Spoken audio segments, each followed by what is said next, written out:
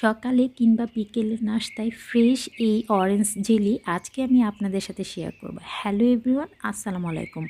খুব সহজেই আজকে এই অরেঞ্জ জেলি রেসিপিটা আমি শেয়ার করব। চলুন দেখে নিই। এখানে আমি কমলা নিয়েছি। প্রথমেই কমলাগুলোর উপরে কিন্তু অনেক সময় ময়লা থাকে খোসাতে, তাই পানি দিয়ে আমি ধুয়ে নিয়েছি। এখানে আমি 6-7টা কমলা নিয়েছি। কমলাগুলোর খোসাটা আমি ছাড়িয়ে নিচ্ছি। আর আমি যে কমলাগুলো দিয়ে আজকে জেলি করব, এই কমলাগুলো কিন্তু খুবই মিষ্টি। তো আপনারা চাইলে কিন্তু টক কমলা দিয়েও এই জেলিটা করতে পারেন। টেস্টের ক্ষেত্রে কিন্তু কোনো হেরফের হবে না। সবগুলো কমলা থেকে আমি উপরে খোসাটা ছাড়িয়ে নিব, তারপর কমলায় যে এক্সট্রা আঁশ থাকে সেটা ছাড়িয়ে নিব এবং ভিতরে যে বিচি থাকে সেটাও কিন্তু বের করে ফেলতে হবে।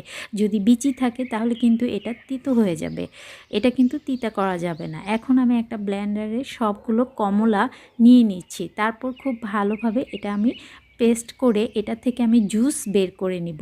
এই যে সবগুলো কমলা থেকে আমি কিন্তু জুস বের করে নিয়েছি। এখন একটা ছাঁকনি নিয়ে নিয়েছি, ছাঁকনিতে পুরো রসটা এভাবে ছেঁকে নিব।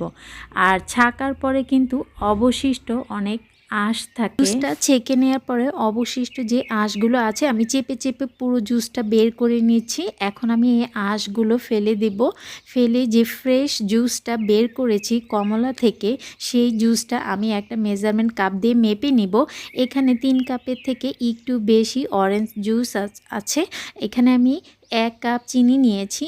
তো আপনারা চাইলে চিনির পরিমাণটা আরও কম করতে পারেন। আর হাফ কাপের চেয়ে একটু কম পানি দিয়ে প্রথমে চিনিটা খুব ভালোভাবে মিক্স করে নিচ্ছি। আর দিয়ে দিচ্ছি 1 চিমটির মতো অরেঞ্জ ফুড কালার। এটা অপশনাল, আপনারা চাইলে কিন্তু একদম ফ্রেশ কালারটাও রাখতে পারেন, ফুড কালারটা স্কিপ করতে পারেন। তারপর ফুড কালারটা দিয়ে চিনি শিরার মধ্যে খুব ভালোভাবে মিক্স করে আমি যে জুসটা রেডি করে রেখেছিলাম সেই পুরো জুসটা দিয়ে দিচ্ছি। তারপর চুলার আঁচটা মিডিয়ামে করে দেব, একদম হাইতে করব না। 1 চিমটির মতো লবণ দিয়ে দিচ্ছি, জাস্ট 1 চিমটি। তারপর খুব ভালোভাবে আমি মিক্স করে নিচ্ছি। যখন একটা বলক চলে আসবে, বলক আসা পর্যন্ত আমি অপেক্ষা করব। আর এটা নেড়েচেড়ে খুব বেশিক্ষণ কিন্তু ঘন করব না। এখন আমি লবণ দিয়ে খুব ভালোভাবে মিক্স করে নিচ্ছি। যখন একটা বলক চলে আসবে আমি আরও 2 থেকে 3-4 মিনিটের মতো এটা এইভাবেই নাড়াচাড়া করতে থাকব। এখন দিয়ে দিচ্ছি 1 টেবিল চামচ লেবুর রস। আর এটা হচ্ছে প্রিজারভেটিভের কাজ করবে, এটা আপনারা সংরক্ষণ করে রাখতে পারেন। এখন লেবুর রসটা খুব ভালোভাবে আমি মিক্স করে নিচ্ছি। এই যে আপনারা দেখতেই পাচ্ছেন 4-5 মিনিট এটা যখন জাল করা হয়ে যাবে, এ পর্যায়ে আমি যে একটা স্পেশাল জিনিস অ্যাড করব, এখানে আমি অ্যাড করব হাফ টেবিল চামচের থেকে আমি একটু কম নিয়েছি আগার আগার পাউডার। এই যে আগার আগার পাউডারটাও আমি খুব ভালোভাবে মিক্স করে নিচ্ছি। আর যেহেতু গরম জুসের সাথে কিন্তু আগার আগার পাউডারটি একটু দলা পেকে যাচ্ছে, তাই আস্তে আস্তে সময় নিয়ে একটু মিক্স করে নিতে হবে।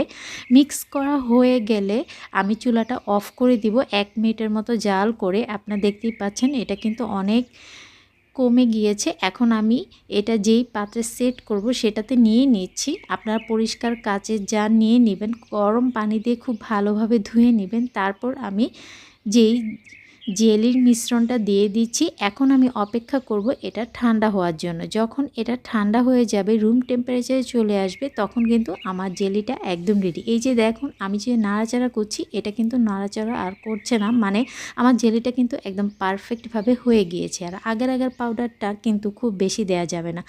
যদি আপনারা আগার আগার পাউডারটা বেশি দেন তাহলে কিন্তু অনেক সময় জেলিটা খুব হার্ড হয়ে যাবে। আর এটা কিন্তু বেশি হার্ড করা যাবে না। আপনারা দেখতেই পাচ্ছেন আমি 1 পিস পাউরুটির মধ্যে কীভাবেই জেলিটা সুন্দরভাবে নিয়ে নিচ্ছি। আর এটা কিন্তু একদম সফট আর খেতে জাস্ট অসাধারণ। কিনে আনার ঝামেলা থেকেই এই অরেঞ্জের সিজনে কিন্তু আপনারা এখন কিন্তু অনেক কমলা পাওয়া যাচ্ছে, রাস্তাঘাটে বাজারে বের হলেই অনেক কমলা দেখা যাচ্ছে। তো আপনারা কিন্তু এখন এই কমলা সিজনে অবশ্যই এই অরেঞ্জ জেলিটা করে রাখবেন, আপনাদের কাছে খুবই ভালো লাগবে এবং এটা আপনারা সংরক্ষণ করেও রাখতে পারবেন। আর পাউরুটির সাথে খেতে কিন্তু এটা জাস্ট অমৃত। আপনারা ছোট বড় সকলেই কিন্তু এটা খেতে পারবেন, সকালে কিংবা বিকেলের নাস্তায় অথবা বাচ্চার টিফিনেও কিন্তু খুব সহজেই ফ্রেশ হোমমেড এই অরেঞ্জ জেলি দিয়ে আপনারা এটা করে রাখতে পারবেন। সবাই ভালো এবং সুস্থ থাকবেন। আল্লাহ হাফেজ।